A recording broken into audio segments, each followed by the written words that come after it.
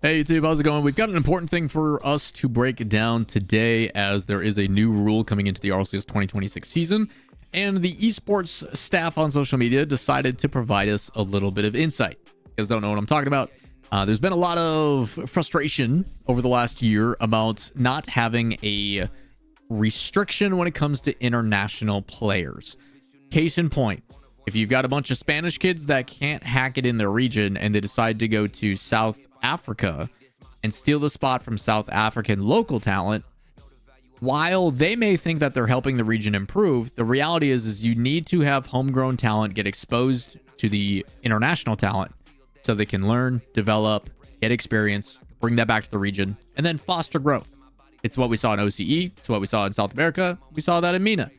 So it is important to add some sort of restriction to make sure that you can develop and foster homegrown talent, even if said homegrown talent does not win at international competition, because unfortunately the imports are also likely to not win at international competition. So that being said, Blast, the production team with Rocket League Esports this year, decided to implement a new rule stating that 2/3 of your roster must be residents of the location they are competing in. They either need to hold citizenship, they need to hold permanent or long-term legal residency, they need to maintain an in-person education within that region, or they need to maintain a work placement within that region. And a lot of people saw this and go, how is that any different? How is this any different from what we saw in the past? Because we had a bunch of players that would go and compete there under a work visa, and then they were allowed to compete. And the reality is what organizations were doing is they would actually put them on a vacation visa or a travel visa, which basically allows you to stay in a country for about 6 months, hang out, and then you have to get out.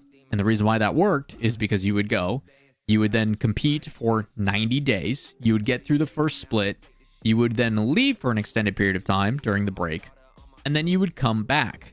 And it was kind of a loophole to the whole system. It kind of avoided the whole thing that they wanted, which is like, we want you to maintain residency in this area. We want you to be a part of this culture. We want you to help grow and develop this space. So they put out this basically stating as a clarification, hey, you need to be one of these things, and admins are going to handle it on a case-by-case basis and may request proof. Like, are you a student there? Do you actually have like transcripts and things like that? Hey, do you have a proper visa here? Or is it just a, hey, I'm here on vacation and they're not going to kick me out for 3 months? What is actually happening? Obviously, they have to give themselves the loophole of like, hey, we can make the decision as much as we want. We always have the ability to change last second. And they do further confirm something that is very important. Your student visa does count for the 2/3 rule in 2026. For those that are unfamiliar, especially in North America, there was 2 teams that came in. Team Evo with Speed, Relating Wave, and I think it was Arju. Correct me if I'm wrong on that. I forget. And then we also had on the other side, Strictly Business with Ixo, who's now coaching GK, Crispy, and Simas. These teams are eligible, and there's kind of in my opinion, the reason why is it's a lot more different to go and commit to schooling. You're paying tuition, or you're even there on scholarship, but you are committed to being in that region for the entire calendar year, or the entire semester, or 2 semesters, whatever it is. Like, you are going for an education, so you're balancing going to classes, you're also practicing, you're probably playing in the CRL team. Like, it is a commitment. It's a little bit different than just saying we're going to move to Reunion Island and then just play adjacent and try to get a free prize pool and a free chance to go to the major. So they do have the ability to, obviously, like Vey is saying in chat, the case-by-case circumstance I do think is important. It allows them to review it on a manual basis because not all circumstances are created equal. But for the same time, if those players like Speed and stuff are going to be coming back to the States to pursue education, they should still be allowed to actually compete within the RLCS. Technically, you're here for a working purpose or a schooling purpose.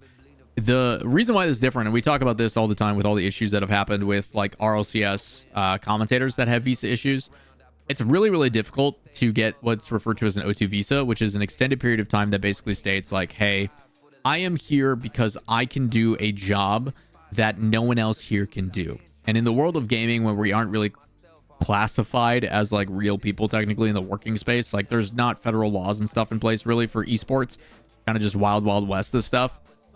It's very difficult to get a trade visa that basically allows you to say, hey, I'm allowed to go and operate and work here because I do something of special circumstance. I do something in the entertainment industry that no one else can do. I am a public figure. I am this or that. And that process is very tough to approve. It's why we didn't see Leaf part of the RLCS for an extended period of time. It's just getting that stuff solidified does take more time, but once you do have it, you're usually good for, I think, 2 to 5 years. I think it's 5 years if I remember correctly. It's been a long time since I've looked it up. But this is kind of trying to solidify, like, if you are going to make this as a change or an adjustment, you have to do it right. And for the organizations, you also need to do it the right way. You need to make sure that you are not just putting them on a vacation. Like, you have to properly say they are here for work. They are going to be paying taxes. They're going to be doing all these types of things. You have to solidify it. So for any of those imports that are looking at SSA, any of the guys that, you know, there was conversations potentially of like Raziers, whether he was going to go back to the Chiefs or not with Gus and Hunter and those guys, which has not happened if you guys watched my previous video. There is something that is a little bit different, and it is a much bigger financial obligation than what was. So these things, while they don't feel like a big deal to some, they are when it comes to what I think is important. I understand that maybe the quality of competition is not there, but when you have at least 2/3 locals competing, because you're going to see that too. Kevin and Sphinx over in APAC are going to be paired up with Catalysm. So they're still keeping 2/3 of their roster from when they were Virtus Pro. Having local talent get that opportunity, get the chance to compete for their region, to represent, not only is it like a pride thing, but it also helps them instill and bring that back to the people that they consider their friends, the people that they grew and drafted and developed in the system with. So I do think it's really important. I do think keeping 2/3 rules in place is a standard in other industries. I think it is a good step in the direction of Blast. And while people were kind of questioning Blast, I think Blast, as kind of like a general recap, year one, obviously some big regressions, some financial woes, some things that they had to cut. I think production has taken a massive step up. I think we're getting way less tech issues when it comes to like server issues that we've seen, because they've got private servers that they do now for online stuff and now on LAN. So like Blast has been doing a good job. They're now 2 years with 2 more left. I'm assuming they're going through contract negotiations already for the, you know, when the 2028 season begins or whatever the heck it'll be. But the reality is, I think things are taking a step in the right direction. I talked about this many years ago when they first came in, talking about how it is going to take time. It is something that they need to learn. And my hope is, as we continue to see more things implemented of this, as Epic starts to recognize and value Rocket League more and more.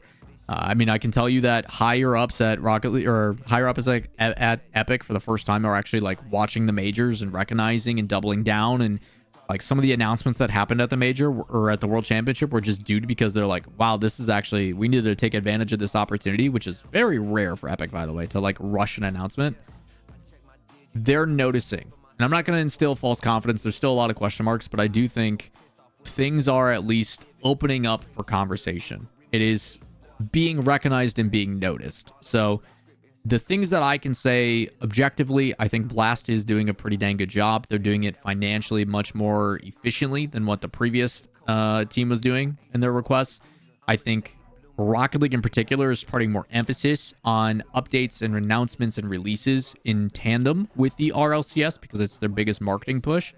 The only thing that I disagree with is that it feels like we're going to be kind of typecasted into the same locations. I think they're going to continue to put, for business purposes, emphasis on going back to France, back to Texas, back to the places that they've found success in. I think we're going to continuously see us going back to those, which I personally do not like. I don't want to go back to the Copper Box in London. I don't want to go back to Fort Worth in Texas. I don't want to go back to the same locations over and over again. It kind of diminishes the excitement. Now, if we could be going to places like Japan or like Canada or South America or something to that extent, that would be exciting. But I can also understand you have to instill and foster a community there. The reason why Lyon was so great is because they put dedicated efforts into building that community up. So those are the types of things that are important. Those are things that I'm always kind of thinking about. If you guys have additional questions on that stuff, let me know in the comments down below. I would like to hear. Maybe we'll have a follow-up video for this, but big takeaway from this: Blast do a good job. I like that they're finally putting in restrictions. They're trying to grow and develop local talent. Hopefully we see a big push from APAC. Realistically, I don't think that region really likes the whole Rocket League model all that much, just as like a cultural thing, but I do think it is important to let homegrown talent compete for their own region, and you can try to instill confidence or try to see improvement by bringing in one import, whether that be yours to Chiefs, whether that be Razier's to Chiefs, whether that be, you know, Catalysm or something to go help out APAC. I think those things are important. So we're going to see more and more of that. You may see more import talent, more international talent as like a one-off go and compete as like a kind of second iteration of their career, which should in theory make things more competitive, because the reality is this last RLCS was the most competitive we've ever seen. And I think that's a good thing. Either way, that's going to do it for today's video. As always, if you have additional questions, more follow-ups, more kind of widespread behind the scenes stuff, let me know. Otherwise, I will see you in the next one. Peace.